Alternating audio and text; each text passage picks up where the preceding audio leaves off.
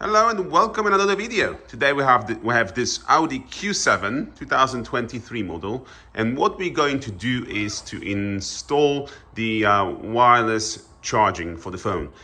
This goes directly under the armrest. I'll just show you here. So let me just get into the car. I've got it all prepared. So as you can see at the moment, it's just a pocket. It's a little bit dirty, so but just look past this.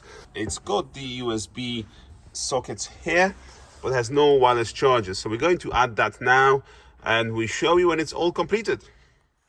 Right, so we finished the job. Everything is done. So let's have a look first how it looks. So from the top here, you can see the new tray for charging that is just sitting here. You've got two USB ports as before.